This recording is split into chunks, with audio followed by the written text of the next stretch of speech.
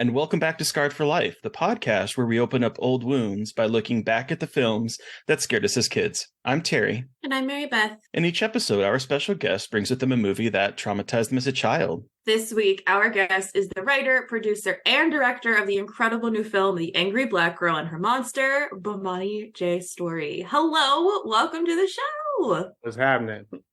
Hey. What's happening? Thank y'all for having me on. Thank you for joining us. We're really excited to chat with you. I know Mary Beth had seen The Angry Black Girl a little bit ago. Was it out of South by? Is that where it was? Yeah, I did. And loved it. And then I finally got to see it, and I too loved it. So we're really excited. But for our listeners that might not know what the movie's about, can you kind of explain what the story is? Yeah, it's about messed up shit. You know what I mean? That's all you need to know. That's really all you need to know. It's Frankenstein and it's fucked up. That's it. Go watch it. Yeah, fucked up shit. That's all you need to know. It's inspired by the literature, Mary Shelley's literature, Frankenstein, through the eyes of a teenage black girl who is on a journey to cure death. And hilarity ensues. Hilarity ensues. Yeah, hilarity. Yes. Lots of hilarity. That is the one thing this movie is full of. It was a laugh riot the entire time. Laughing the whole time. Laugh riot, hilarity.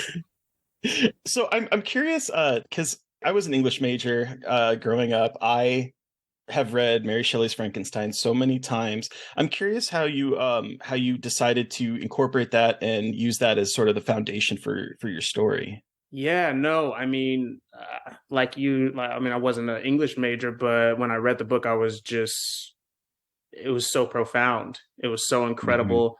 Mm-hmm. It induced so much anxiety into me. It's like, it was just so fantastic. And I just felt like a lot of the interpretations of it were leaving a lot of stuff on the floor that I loved, from the book that I thought was very, very, not only just from a thematic standpoint, but some of like the more scarier elements, It's like, I remember looking at the parts where he, goes through his story of how he learned and how he was watching this family and stuff like that.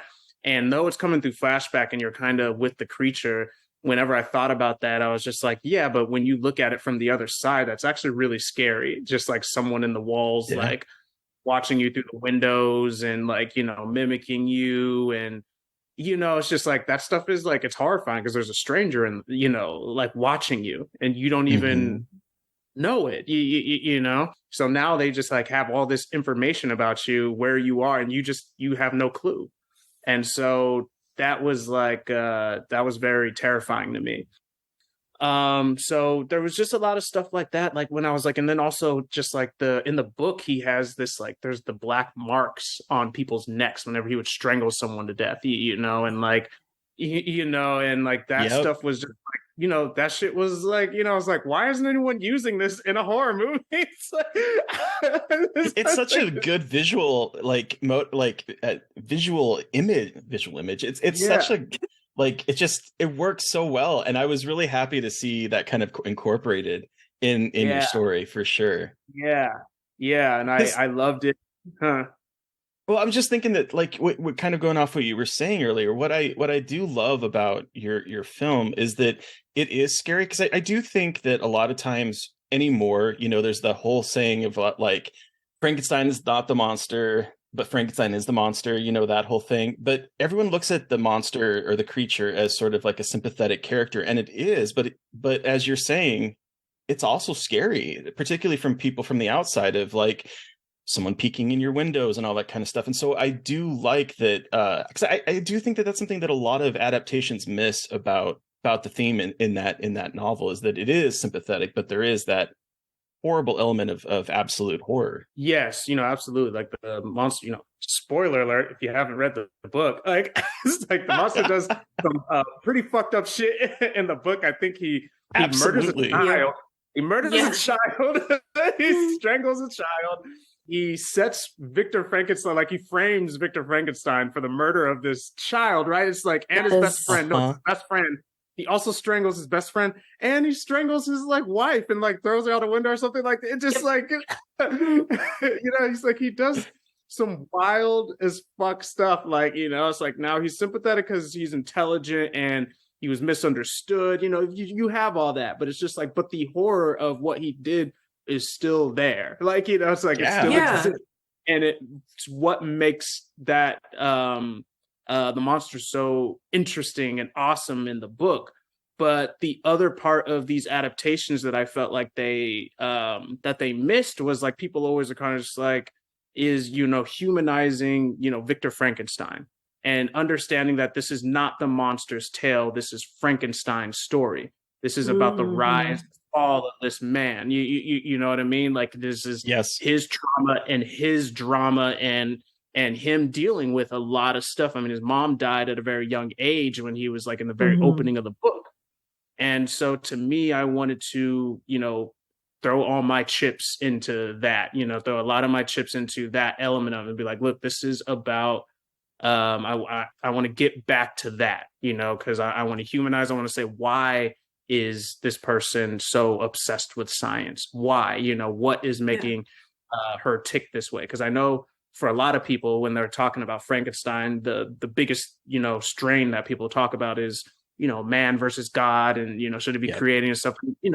That's a line that's an interpretation. It's it is a part of it, but there's also what we forget to understand is like he's kind of growing up in this really tragic situation. Like his mom died, it's like, and I'm sure the plague was probably running rampant around that time. It's like he's it's like in Europe during those feudal times, and it's good. Like none of that was good. Everything was bad back then anyway. Like everyone was sick, things were dirty. Like it wasn't like the best time to live either. So like, Exactly. You know what I mean? So I was just like, to me, I was just like, why wouldn't someone think to want to bring someone back from the dead? Like, why wouldn't that be something in your brain? Like, if you're being surrounded by that kind of stuff on a constant basis.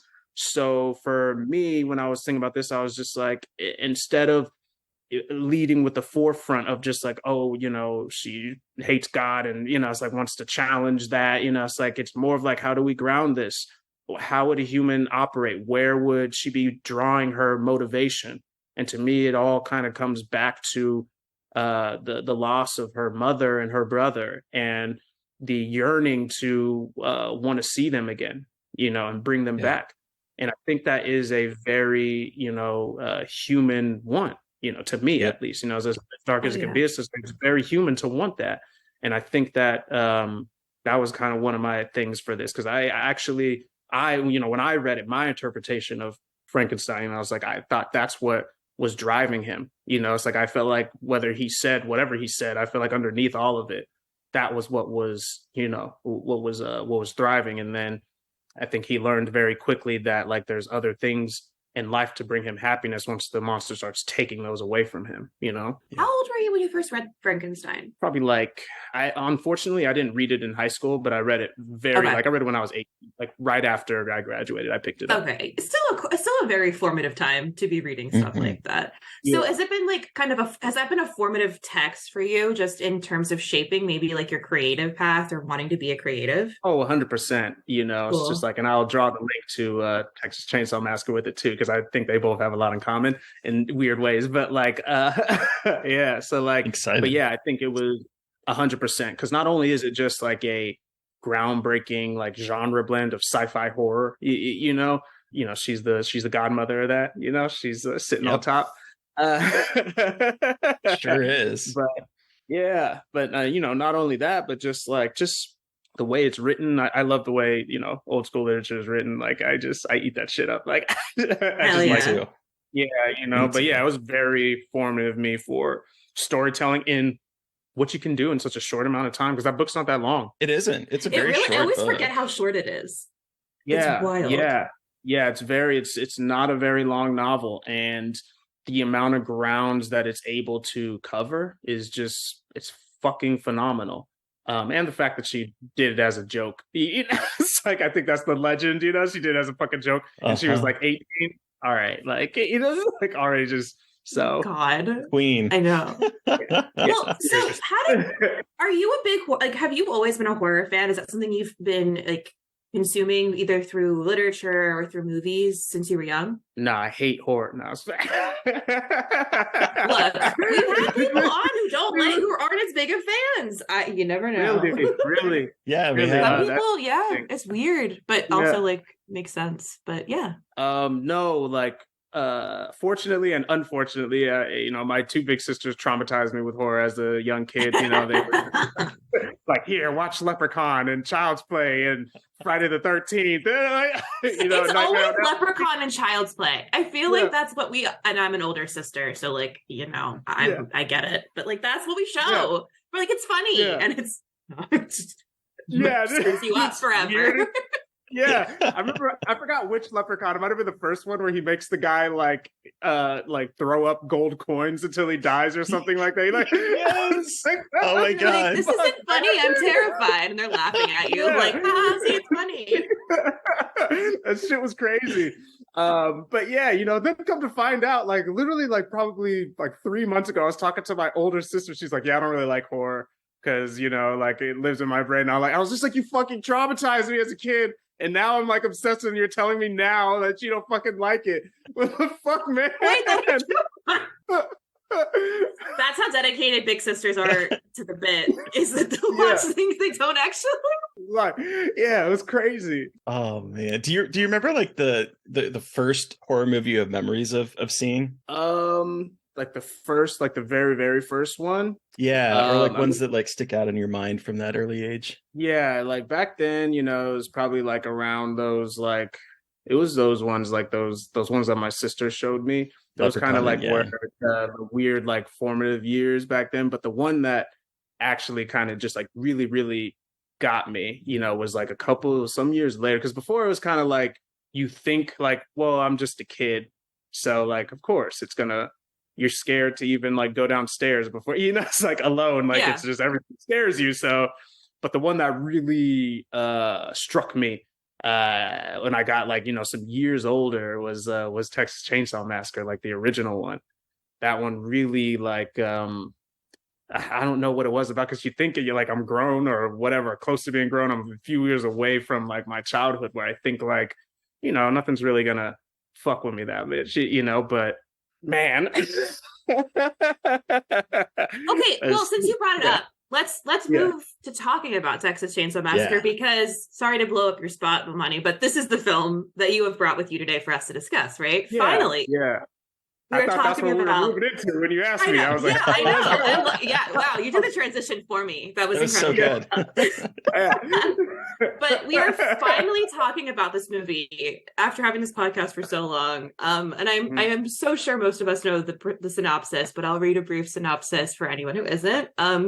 5 friends head out to rural Texas to visit the grave of their grandfather.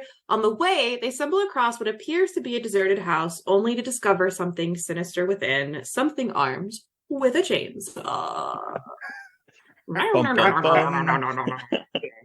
All right, wonderful. So take us back, Bomani. How old were you when you saw this? How did you see it? Kind of give us all of your horror story of why this is your Scarred for Life pick. Shit, because like my friend kind of just gave it to me, and he was just like, "Yeah, you come watch this shit." And like he's from Texas. Like, oh. I was like, I don't know what this shit is, but and I was just like, the title's cool.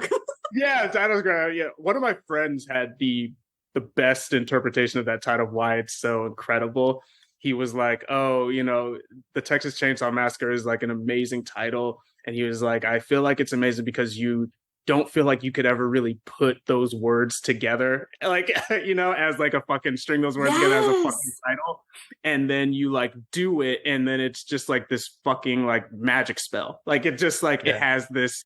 Like those words together, like in a sequence. It is like you're chanting a spell. Like they just go together so well. And maybe it's because we've heard it so many times, but it is like it flows off the tongue beautifully.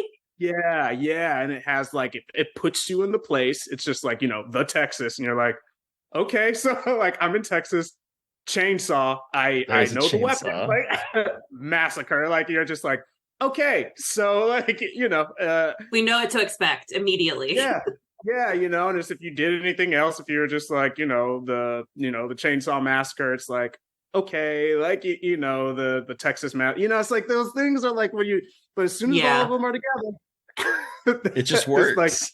it just flies, it just flies. And then the other thing I really like about that title is that I think it's like obviously something happened. It's like it's grammatically incorrect because it's like I think chainsaw is 2 words, right? Yeah. But that's how you know it's the original one. So it's like it has to stay, like, because that's how you know it's the original one from the 1970s. Because all the rest of them, it's 1 word combined together. Yeah, it's the correct way. But yeah. I do remember at some point, and I really wish I could. I couldn't find it because I did read an article that explained why there was a space between it, and I cannot find it now, and I cannot remember exactly why. But there was like a reason that they did that, and I think it had something to do with marketing or something to that effect, is what I had read. But I can't find that article anymore, so who knows if I just pulled that out of my ass. But that is what I had read a long time ago, and it's just it works for this movie so well. Yeah. That's also incredible if it was some kind of marketing thing, because then it's just like, okay, so marketing said this had to be 2 words for this very brief moment in time. Yeah. And now everything after that, like now it's like it has to be 1 word. I forget how to spell chainsaw. And I'm like, oh shit, I'm like, is it 1 word or 2? All the time. Yeah. All the time. Yeah. So that's actually incredible. so your Texas friend said, hey, you got to watch this. And so did you sit down and watch it with him? Yeah. We were just like watching, turned off all the lights, and we were just like watching it. And I was like, I couldn't move. I was having a heart attack. And like these people, because it started. How old were you? What was I? Like, I don't know, 17 or 18 or something like that. Like that's okay. Somewhere around there, like within that barometer of the brain range, take a year or 2 or whatever. Like like high school-ish. Yeah, high school-ish, near college, whatever it might be, Yeah. And yeah, he was just like, I was like having an anxiety attack. And at first, it's like you kind of feel like, okay, but I got through the movie, and then I go home and I can't sleep. I just think Leatherface is just gonna fucking like do something to me. It's like I don't want to travel anywhere. Like I just want to stay in my house. And like that fucking metal door, I was like, and I don't want to go to butcher shops anymore. Like I just like it was traumatized. that first metal door kill. Oh, fucking hey, man! Like, and there's no like it's real, so and the music comes, and the music comes after the kill. Like it's so fucking groundbreaking. Like it's just, it's like that shit was crazy. It was insane. I texted Terry while I was rewatching it, and I was like, I forgot that he just like walks up and there's pigs squealing, and someone like hits, and then Leatherface just comes out with the hammer. Like it's like so unceremonious in the freakiest way possible. Like it's so matter of fact. And it's like, holy shit. It's like the small details too, because like the body hits the ground and then just starts to like convulse. And it's just like, it's a sustained moment. And then the music comes in and then he just slams that door. And it's like, what the fuck did I just see? Well, and it's 35 minutes into the movie. Like, we've spent a good chunk of it just kind of like setting up that this is a weird place. And, that these are 5 kids and there's a weird guy that they picked up in their car. And it's all like the vibes are obviously so off and it's so uncomfortable, but we don't get the violence until that. But at the same time, like they spend so much time making you feel gross. Like this movie, I think everyone talks about, like it's sweaty and kind of dirty because it is like middle of nowhere, Texas, the sun, it's sweaty. And they do a really good job setting that tone. And then with that kill, it's just like, what am I watching? Like, it feels like a cursed movie. It really does feel like a cursed movie. Yeah, no, 100%. And then that opening where it's just like talking about the victims and all that other stuff. And it's like, even though I should know better, always, whenever a movie opens that way, it always makes me question. I was like, wait, is this based on something that happened? It's like, and weirdly enough, it's like, that's all to me a movie needs to do, is just make you question it for a moment. And if you make me question it for a moment, then it's like you got me for the rest. Like I will, it's like then the fear will just take me. You have now like that's all it takes. You don't have to make me constantly believe like throughout the whole. It's like all you have to do is slightly push me in the direction that this might have happened, in real life, and then like I'm a goner. Like it's like, just and then plant I'm that fucked up. tiny little seed, and you're like, Yeah. what? Maybe it is real. Yeah. And It's then like you never want to go to Texas again. you never want to go on text again. You never want to go on road trips again. You don't want to pick up No. high. You don't want to pick up a hitchhike. I watched this, and I'm watching From, the series, if you've ever heard of From before. And they both involve road trips and like things going wrong. And now I'm like, well, now I'm never going on a road trip ever again. I don't want to run into anything at all. Yeah. I'm terrified of the open road. Never again. Cities only. Fuck that. Yeah. As if we needed another reason not to visit Texas, right? This is a good. Yeah, I was like, man, about Texas, man, they just getting it. So, what's funny though is that you kind of have a similar, at least an age for me. When I first saw this, I never saw this. I remember seeing the kind of like cover at the VHS stores when I was younger, and it has that really striking cover, particularly when like the tagline of "Who will survive and what will be left of them." Like that's such a good tagline, and I remember seeing that as a kid, never being able to watch it because my parents were really weird sometimes about what movies I could and couldn't watch. And so I'd gone away to college. It's my freshman year of college. I was staying in the dorms. At this point, I didn't have a roommate because my roommate left mid-semester. And there was this video store down the street, and I would go and rent a bunch of movies. And this was one I was like, I'm going to finally watch the Texas Chain Saw Massacre. And so I got this VHS copy of it. I'm in my dorm. I pop it in. I'm sitting there. And, I think a lot of times particularly in this age of like everything is 4K, everything is crystal clear, everything is, I love that we have that and that it makes things so vibrant. But I watched this tape that had probably been played hundreds of times and was scratchy and was dirty, like there was dirt and there was like scratches in it. And when I was watching this movie, it added to like this feel that I'm seeing something. Mary Beth, you said cursed film. It made me feel like I'm watching something that I shouldn't. It made me feel incredibly dirty. And there's the one scene that just like knocked me on my ass as an 18-year-old in college was when he lifts the girl up and puts her on the hook. And I think Tobe Hooper does such a great job with this film where you actually, like, now that I'm rewatching it and it's in 4K and it's, gloriously beautiful and everything's cleaned up, I'm like seeing that there's not actually a whole lot of blood in this, but the way that he frames everything, it makes it feel like you really are there. And so when he puts her on that hook, I remember just falling out of my chair and in college and going, what the fuck am I watching? Is this a snuff film? Is kind of like the feel it gave me. It made me feel gross. Yeah. No, and the other I'm glad you brought that up because I was going to say something about that kill too. The thing that was very like awesome about it, that was like, it's groundbreaking even in just like the sound design, because like you don't hear the hook. Like when he puts her on the hook, you don't hear that. A lot of like some of these effects that are happening, like you don't hear it, but you still feel it.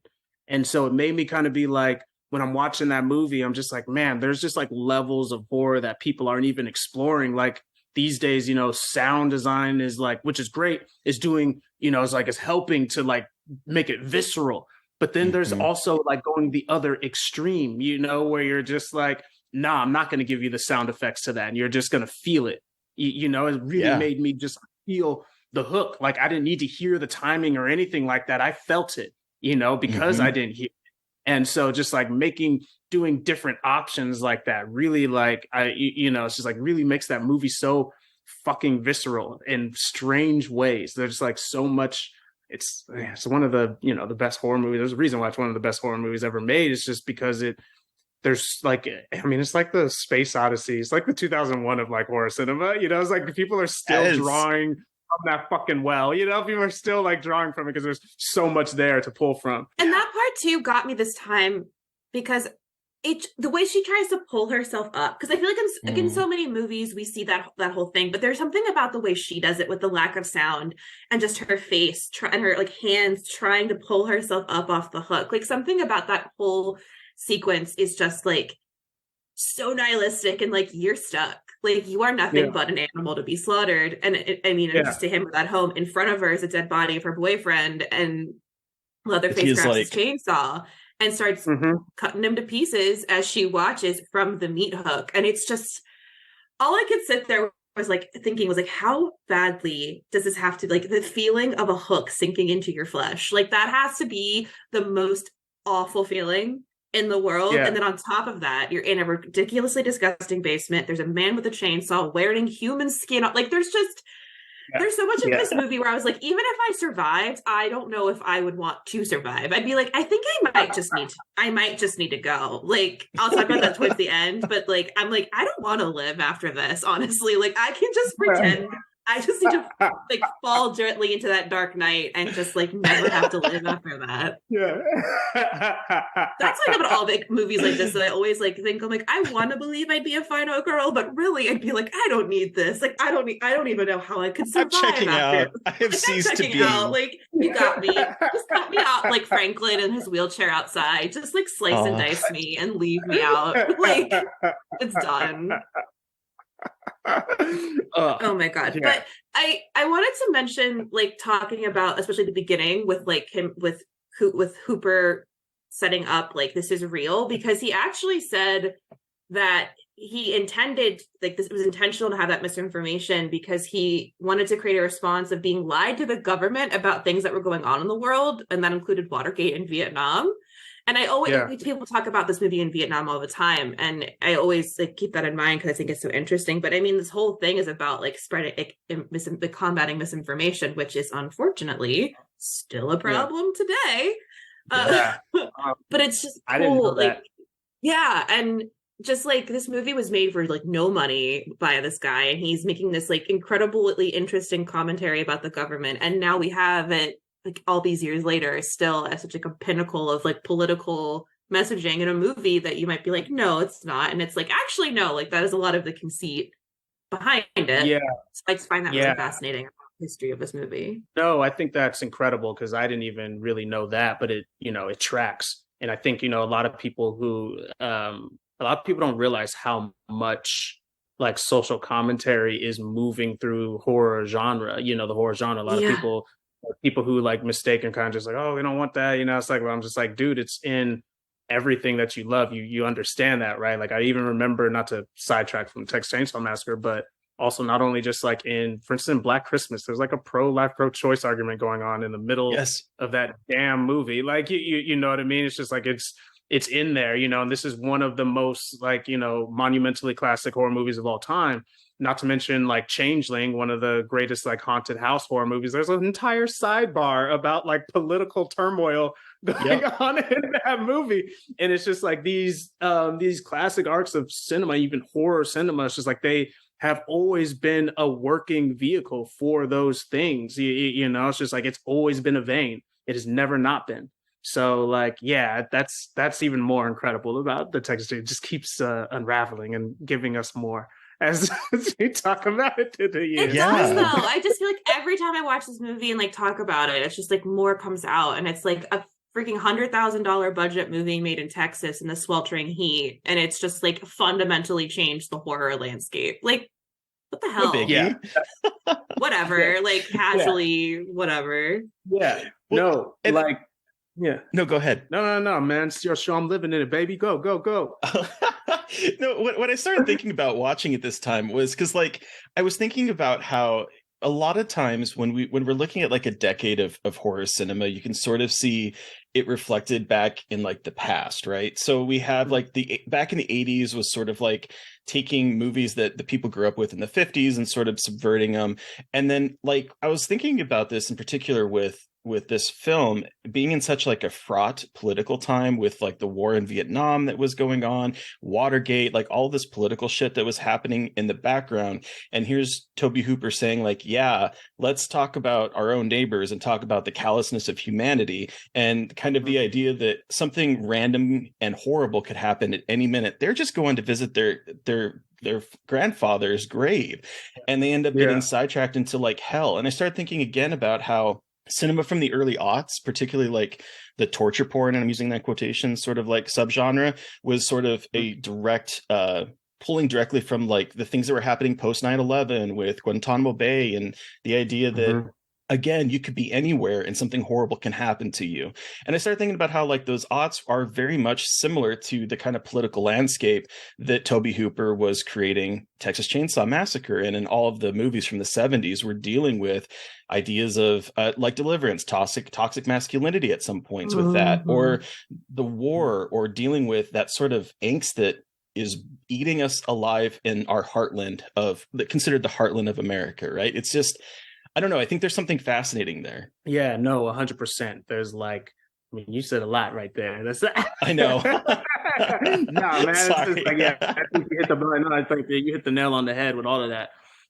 It's some of these backdrops that are like infusing in, making these creators kind of tell these stories in such an interesting way. And it's like I really never put those two together with the that torture porn era where you got your Hostels and your Saws and and those like because I was kind of just like growing up in it, so you're just like watching that stuff, you don't really but now in retrospect when you say that, you're just like, oh fucking yeah, like with Tom Novae, like that was a time period where that was kind of being talked about and being scrutinized, and I was just like, damn, that is like it's like that's crazy, it's like it opens those movies up a little more, even more, so like yeah, that's man, I'm learning all kinds of crazy shit here. Y'all are fantastic.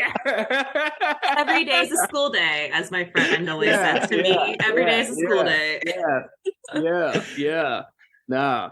But yeah, no, like it's such a good movie. Go ahead. I was gonna say, like, we're talking about all this, and it's like this is incredible background, and then as soon as we hit that first kill, this movie just like shoots off to the races, and everyone is dead in like I feel like 10-15 minutes, except for Sally. It's like the two best friends are dead, her boyfriend is dead, and then poor Franklin, who is one of the only horror characters in a wheelchair we've ever seen, just gets absolutely like literally ripped to pieces. And it's just so quickly they're like, no, you don't, none of these characters are living, like, sorry, you don't, anyone you liked or had sympathy for, out the window. No, you don't even.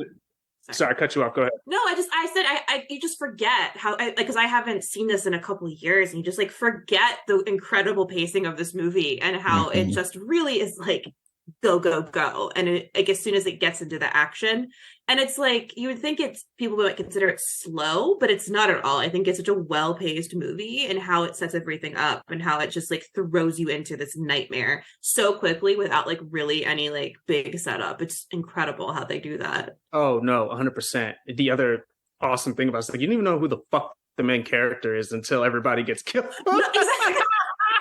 Yeah. Like Franklin a little bit, though. You know what I mean? They almost make it like Franklin because we're with him for so much of the movie. Like him in the abandoned house. Like we see him get cut by the creepy guy in the back of the car. Like absolutely why we don't pick up hitchhikers anymore, everybody. And you don't, but like you really don't know, because everyone is kind of given the same amount of screen time. Like no one's really kind of like set apart or really like given any kind of attention. And I didn't really think about that. Like you really don't know who the main character is until everyone else is dead. You're just like, I guess this is who we're running with. This is who we're supposed to root for. Thank you so much. Well, and I had seen like an article talking about how Ridley Scott was very enamored with this movie, and I think you can kind of see a little bit, because I was just thinking, because I hadn't even thought about that you don't know, because we see this movie so many times that I was like, you don't know that Marilyn Burns is going to be the protagonist of this, because there's no real focus on any of them, right? And so I was thinking about this with Alien, because Alien's the same way. When you first watch it, you don't know that Sigourney Weaver is going to be like the badass hero at the end. You think it's going to be Dallas or like one of the main characters, not this kind of random person that is just part of the crew, and just she's the only one that really survives. And so I kind of saw that terms of progression in that movie that is happening in this, just in a similar way. Yeah. No, I think like, man, Alien, hell yeah. But one of my favorites. Shout out to Alien, But like with Texas Chain Saw, like that's another format that I wish, it's like I want to see more too, where it's just like, look, man, if you're gonna do that, it's just like, what's the point in trying to zero in on someone so fast?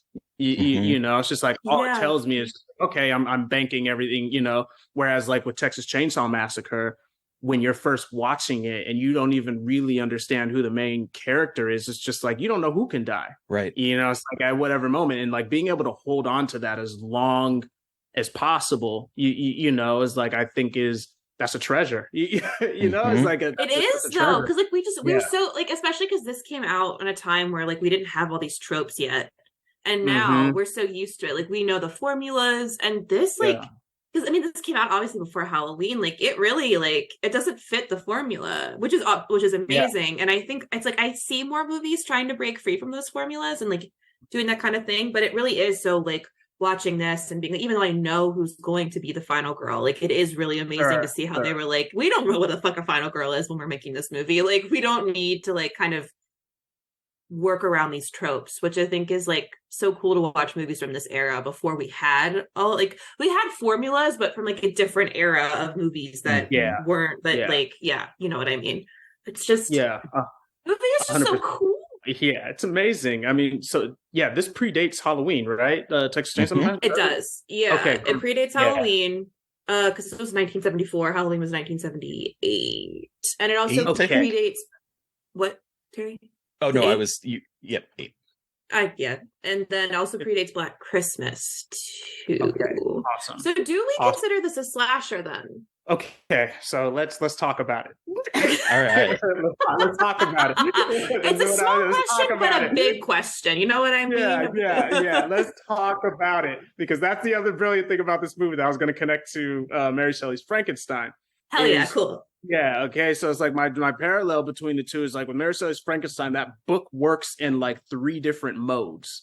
Right, there's like 3 different fucking stories going on there, right? You have your, you know, Genesis and creation sequence. So like you can make an entire story out of that, you know, of someone's trial and error to try to get to life, right? You know, it's like, so she has that part of it. Then you have just like this anxiety-inducing section, right, where it's like the creature's gone, people are showing up dead. I'm finding dead bodies. I don't know what the fuck I did. You know, it's just like it's just like you have that's a whole movie. That's a whole book. You know what I mean? It's just like if someone having and you have the end of the book, which is like a revenge story. It's basically, you know, like Captain Ahab shit, right? Where he's chasing the white whale. Like that. That's an entire, you know what I mean? That's 3 different novels that you could make within one. And like the structure and the groundbreaking structure of that book is something that was so fascinating to me that she could get away with in such a short amount of time, right? And I think Texas Chain Saw Massacre is groundbreaking in that very same way. Like you have that first section where it's like, okay, you got the kids coming into town, but then it's just like clockwork. It's like one after the other, and it takes its time with it. Of just like one goes in the house, you know, gets knocked off. Other one's like, where did they go? You know, it's just like they draw that out. You know, it's like people do that for a whole movie. Okay, like, they do that for a whole movie. What do we think Psycho is, right? Like that's like, you know, it's like Psycho is operating in that kind of situation, right? Yeah. And so then you have your slasher moment where people are getting chased by, you know, that's basically Friday the 13th, right? Where it's just like, all right, like, right? You have that, and then you have this next section where it's like family psychological drama, right? Where it's just like it's psychological terror, where she's sitting at the table. No one's really going to kill you right now, but we are going to torment you and just, you know, fuck with your mind to like such an extreme level. And it's like exhausting, right? The way how, so, that's one of the reasons why I love this movie, because it's like, it's definable, but it's so undefinable. You know, it's doing so many things that people don't give it a lot of credit for how much it is experimenting with its format and how much it's figuring itself out and how much it's like, and that's another, like, I think mark of one of my marks of like an incredible movie is when you have like when you have these fantastic ideas, fantastic like scenes and stuff like that, but you only really need to do them once or twice and then you abandon them because you have these other great things you're going to get to, you know. It's like, I always liken it to like Terminator 2, right? You remember when he has John Carter on the motorcycle, he's like trying to get him, and you know, the T-1000's chasing him in the LA River, and then he brings out his shotgun and he shoots it and then he reloads it with one hand, you know. It's like, and he shoots it again, and it's like, now listen, like he could have done that the entire movie. Like, you know, and I would have been fine with that. But instead, it's like they do that for just that sequence. And then Just they that throw it away sequence. because James Cameron's just like, look, man, I got like 10,000 other great Let me ideas. just open my bag of all these ideas I'm just going to throw on the fucking screen. Yeah. I got so much shit in my bag. Do you want a semi breaking through a bridge? Do you want like a helicopter and a minigun? Like, I got you. I got so much shit, man. I'm not even fucking worried about it, right? But like that's the type of shit I'm talking about. And with like the Texas Chain Saw Massacre, it's just like he's just in his fucking horror bag so much. It's crazy. Even like I was glad because I was wondering about that if it predated Halloween. And so when you tell me that, I'm just like, yeah, even though I'm not saying like he invented this. I'm not sure. I can't like, you got to fact check. But the idea of just like with Leatherface, it's already crazy that it's like he's wearing someone else's face, right? And he's manipulating through that. But also just like you never see the man behind the face, similar to like, Jason Voorhees or Mike Myers. And it creates this mysterious horror. Like that's another mode that like it's working through like this entire movie. So it's like this movie is so the well is so deep, it's just like again like it really is Space Odyssey, baby. Like it's crazy. It is though, because like I want to touch on that really quickly because like there have been writings about this movie as a folk horror, and I'm always like, I don't know. And this time I see that, and I think in context of what you're saying too about how Hooper is like pulling from like a bag of tricks of like what can I do and like what can I play with, and I think especially in the beginning because Franklin is in the house and we see like this weird like Blair Witch-esque package like all of a sudden placed on the ground outside of like feathers and bone and like animal bones, and it's like it feels like something out of a like weird pagan ritual. And then when the first time they're in the house we see like the bone couch and things hanging up in the house, and like obviously it's supposed to be terrifying, but it also feels like these feel like ritualistic objects or like important objects, like altars, reliquaries, never is really talked about again. But like there's something really interesting about like, is there like a whole other like deity or thing that they worship? And there's so many questions it opens up and it never answers. And I think that's what's so incredible, because we don't just have Leatherface, we have a family. Like this, like I think what a lot of the time when people talk about Leatherface, they're like, oh yeah, Leatherface is so scary. But I'm like, that whole family is fucking terrifying, because Leatherface is also coded. Leatherface is also coded as having like a developmental disability, which is kind of weird and a little bit bizarre, but that's the 1970s, and we're not fully trying to do things PC here. But it's not just Leatherface. Like, it's a family affair, because the fucking grandfather is the worst part to me, because he's both hysterical looking and terrifying. Because I'm like, that is like sounds. So okay. He's so obviously like fake makeup, but at the same time, I'm like, that if I saw anyone remotely like that, I would be down the street. And they're like, oh yeah, he's really good at killing. So there's this generational aspect to this.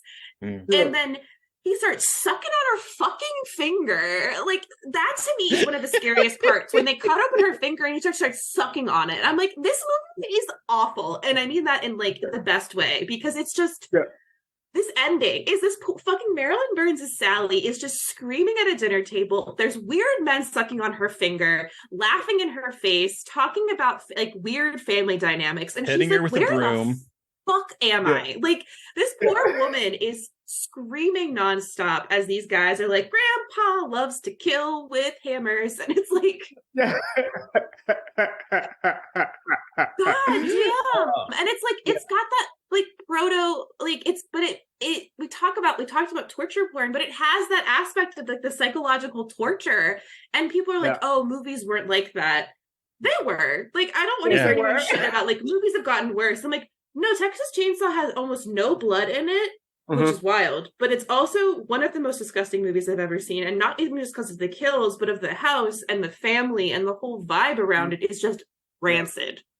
And it just makes my stomach hurt. And I find that such an accomplishment, and being able to make me feel ill watching something and being like, I need this to be over, but not because I hate it. Like, it's just like so tense and so terrifying that it's just like, I can only imagine to watch that at 17 being like, I have to go. Like, I can't be here and be like, this feels like I shouldn't be watching this. Well, and you both had like touched on something that like I really realized on this watch was because Mary Beth, you were talking about sort of like the pagan drawings and everything, and at the very beginning of the movie, the hitchhiker actually like marks the car with like blood, so like there's that aspect of it. Oh But yeah, then I fucking forgot about that. another thing that I think is underrated is, as you were saying, Bomani, there's a lot of environmental storytelling going on in this movie. Like when the first girl, I can't remember her name, but she's going in the house by herself and she stumbles into like the kind of kitchen area where there's like the designs of human bones, and there's so much just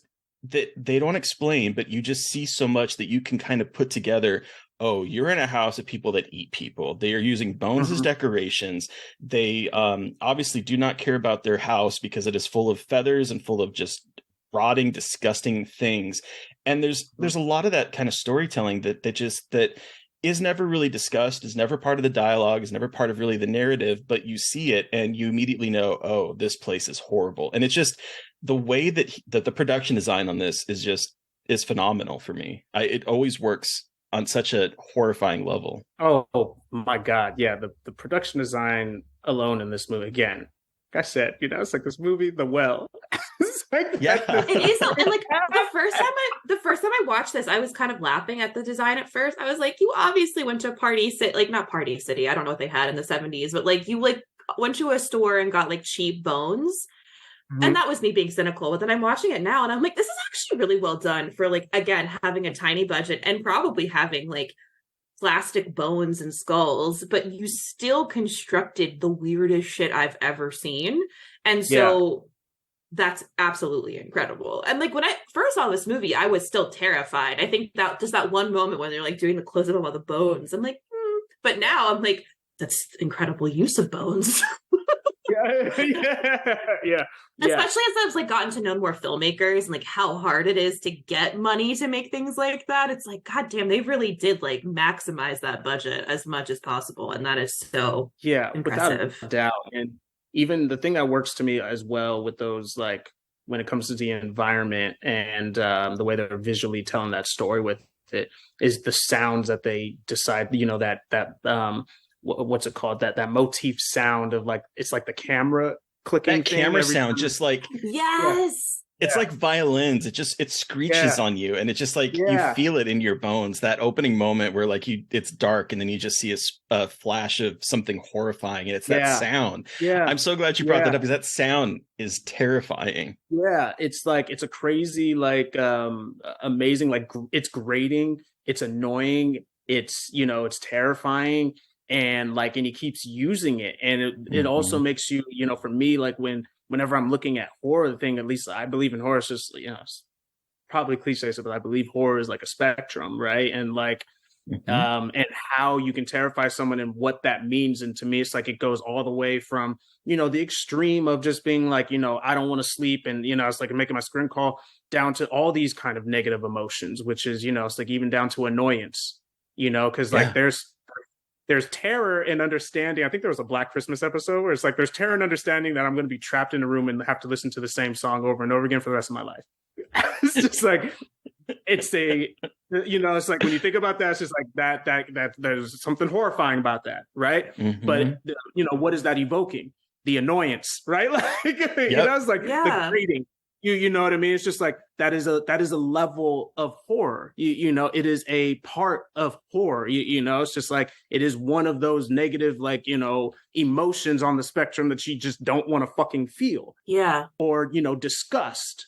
It's not necessarily always like, oh, is the monster under the bed? I don't want to look under the bed. Oh, the monster jumped out and now I'm running. Like, that's a weapon. It's just like it is a part of horror, but it's not the only thing. And that's another thing that I really love about Texas Chainsaw Massacre. It's like when it's utilizing those sounds mixed with like the environment and anything else, like that sound is grating. It's just like, so the imagery is horrifying, but also the sound is just very like it's grating, it's annoying. It's like it gets it's inside of my skin.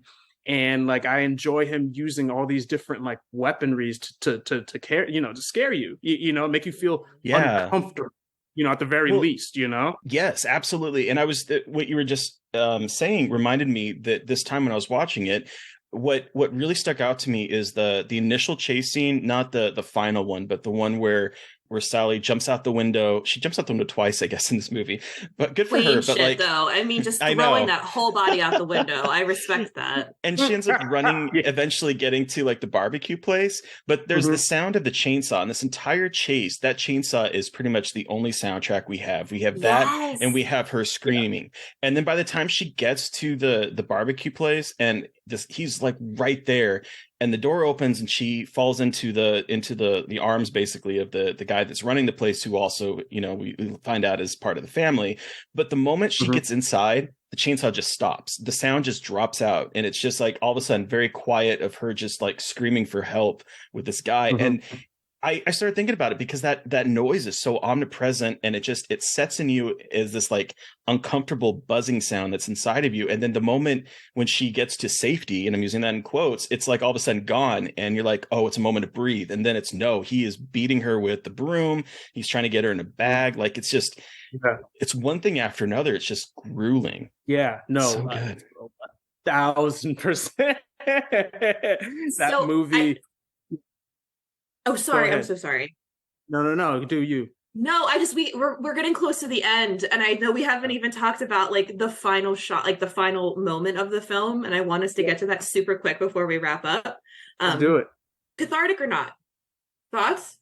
Oh, I mean, I think it's 100% cathartic. Like, that's one thing about this movie, because it's operating in so many different wavelengths, and like its structure is so crazy, and it's, you know, doing so much stuff. It's like, you know, me and my homeboy, like when we talk about this, there's like this movie and, you know, The Descent. We're just like, you know, these movies are too insane for you to understand how to end it. It just has to end on an emotional beat. There can't be any like and shit, like, you know what I mean? Like, oh, you know, you killed the family and the cops can't, you know, it's like that shit can't happen in a movie like this. It's too crazy. It's playing by too many of its own rules. It's, you know, it's like it's breaking free of it. You know, I don't want to say it has no structure, but, you know, it's like, but it's just operating on its own wavelength. And so because this movie is such an incredible, like, emotional vehicle of, you know, pure terror, and how that is explored in how many different ways, to me, just like her screaming on the back of this truck getting away, and him in like this sunset, just, you know, going wild with this, you know, chainsaw, and you hearing that sound and the scream to a laugh to, you know, and then it just like cutting to black is just like, it's perfect. You can't do it any other way. You can't do it any other fucking way. You like, can't. There's no way. There's no happy ending, but there's like it's like, and I don't even think it's hopeful. I think like, I mean, we won't talk about the new Texas Chainsaw Massacre movie. I don't like that. Sorry, everybody. And I'm sorry if you did like it. But I just think there's something so terrifying about like, yeah, she escaped, but like at what cost? But still there's like a feralness to her that I love. Oh, her scream laugh turns into, it's almost like her mind has been broken at that point, though. It's like, and I find there is catharsis to be found in this like kind of fuck you situation that she's in. Like, I did it, and yes, I am beaten to shit, and yes, I am traumatized forever, and my friends are dead, but at the same time, like, fuck you. Like, and I think there is something so cathartic about being able to have that fuck you moment in such a feral way too, like not in a conventional fuck you moment. And with him like dancing, but like that kind of weird dance he's doing at the end of frustration. It's just like, we don't see that frustration from our killers a lot in horror. So seeing that final shot of frustration with him feels so cathartic for like the female characters, and then for him it's not. And I just love that tension of like catharsis there. And I just like, ooh, tasty. But Terry, you said you don't think this is cathartic, right? We were talking about this offline, so I want to hear your theory super quick before we have to air out his dirty laundry like that. I know. I do this to him all the time. I'm such an asshole. All the time. I'm exposing him all the time. No, as you're explaining it, it makes more sense to me why, because I'm like, I don't feel catharsis by the end of this, because I feel like this woman is broken. This woman has lost all of her friends. She's lost her family. We don't really know like if her parents are alive. All we know is Franklin, and we know that her grandfather is buried in the cemetery. And so in my mind, I'm just like, it is like that final scream of going back to The Descent, which in the UK version, you know, she doesn't escape. It's like she's back in there and she is alone in this Oh darkness yeah. staring at a Mhm. cake. And so I'm thinking about that with this, where it's like it doesn't really offer you any answers or any sense for me of catharsis, but the way you're explaining it in terms of like an emotional release, absolutely I can see that. Oh So yeah. I'm going to hedge my bet a bit, but yeah, I didn't originally think, I was like, no, this movie didn't make me feel catharsis. It made me feel gross and numb and just like that woman is fucked for the rest of her life. It's Yeah. basically Look, both things can be true. We all contain multitudes, you know. So yeah. I know we're like I know we're close, but I did want to like bring this up because when it comes to this movie, me and my friends were like arguing about what's it's my hot take, you know, give me hot water, but it's like we're arguing just like, you know, whether Psycho or Texas Chainsaw Massacre was better, and we watched them back to back like some Yeah. night or whatever. Landed on Texas Chainsaw, man. I love Psycho. I landed on Texas agree. Chainsaw after. I Yeah. agree. I agree. This movie's just visceral. It's Hate to cursed. Alfred Hitchcock, but it doesn't No. feel as cursed and gross and like viscerally upsetting as this Yeah. movie. Yeah. Like Psycho is incredibly well written and plotted, but this one is just like it's a nightmare. It's a nightmare. But you know what was extremely surprising about it? And I know you gotta go, but like, was that when you take another look at Texas Chainsaw Massacre, it is surprisingly, strangely well plotted. Like there are setups in that movie in like very strange ways that are very hidden. Like you brought it up earlier when he marks the blood on the car, or like when they meet like these, you know, they meet all the pieces of their family separately. You have no idea they're connected until they like go to like the family dinner, and you're just like, oh, the hitchhiker, this guy, all three of them are on the same team. Like that's like clever plotting. Like that, you know, it's like that's clever setups and payoffs. And so it's like this movie, like underneath all the fucking chaos and all the emotional stuff, it's like that just means the movie did an incredible job of hiding it, right? Because that's what you want. You don't want your audience to feel like they're sitting through a plot. You know, it's like, so Texas Chainsaw Massacre actually hides its plot in a very incredible way. But when you start breaking it down, you start looking at it, you're just like, oh shit.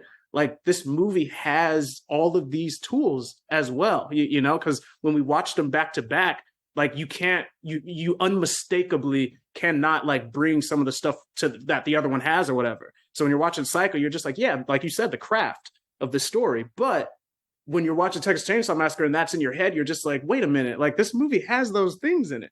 And it so does. like there's that throwaway line, speaking of the way that this is plotted, where the hitchhiker is like they're talking about how people kill cattle, and there's like, isn't the gun more effective? And he's like, no, you got to use the hammer. And he's like, the gun took jobs away. Like you start to realize, again, it's that environmental storytelling of you realizing how like rural and how pushed down these people are, because they lost their jobs because of mechanizations of like being able to just do gun cattle.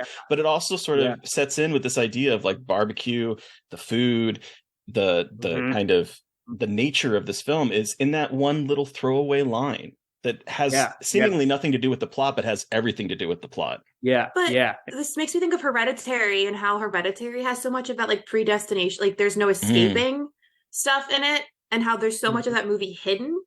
And this does that same exact thing. Oh my God, you've blown my brain to pieces. Thank you. Because now I have an even deeper appreciation for this movie, and thinking about that and how well it hides that kind of like, no matter what you think you can do to escape, there is no escape. Like you're screwed. Yeah.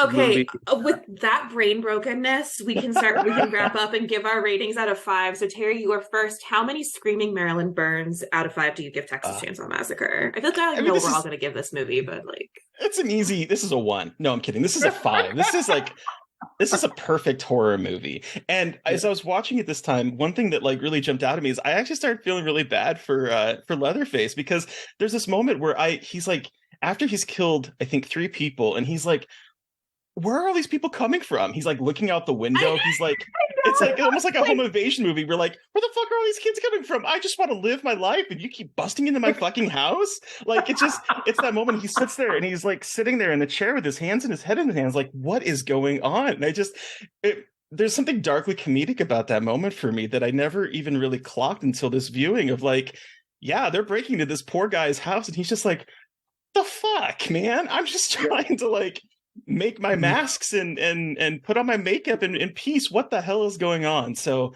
this movie's perfect. I can't find any flaws with it. I love it so much. Every time I watch it, I'm glued into something different. It's 5 Screaming Marilyn Burns. What about you, Mary Beth? Oh, 5 all the way. 5 all the way. It's everything. It's got all the things, and it's so smart and weird and incredible, and it just makes me love horror movies and what we can do with horror movies so much. It's a fucking 5 for me. Bomani, you have the final word. How many Screaming Marilyn Burns out of 5? Oh man, yeah, you already know it's the boring answer, but it's a 5. You know, it's just this movie. It has so much to offer, and it also has this element of, I mean, similar to it's like a swagger that can't be mimicked, can't be copied. You know, like. Yeah. It's like, you know, when Tarantino hit the scene, you know, there's a bunch of, you know, knockoffs, but they could never really do it. You know, it's just like they couldn't, you know, mimic the style. It's like Texas Chain Saw Massacre. We keep trying to figure it out. We can't. Like, it's just its own thing, and it has so much to offer the horror space, and I love it so much. It's the best horror movie of all time. Well, thank you so much, Bomani, for joining us to talk about this movie. Are you on social media? Where can our listeners find you? And what do you have coming up? Go ahead and plug everything that you have coming your way. You can find me and the Angry Black Girl on IG. Story is King. Angry Black Girl is Angry Black Girl Film, I believe. Like, you can search both of those up, and you know, next story that I got on my back is a fantasy, dark fantasy. You know, best way I could describe it. Yeah, you know, best way I could describe it is Juice meets Lord of the Rings. So if you're familiar with Juice, like, you know, be on the lookout. It's coming. Hell yeah! It's coming. Hell yeah! Yeah. Okay, so listeners, you've heard from us. We want to hear from you. What was your experience with the original Texas Chain Saw Massacre? You can send us an email at scarredforlifepodcast@gmail.com, or you can reach out to us directly on Twitter. I am at MB McAndrews. And I'm McGailey Dreadful. And of course, don't forget to follow the podcast on Twitter at Scarred Podcast. And please don't forget to review, rate, and subscribe. And if you want to help support us, we are on Patreon. Thank you to Eric Power for our artwork. Thank you to Sean Keller for our music. Thank you, everyone, for listening. Please stay safe out there, but most importantly, stay creepy. And until next time.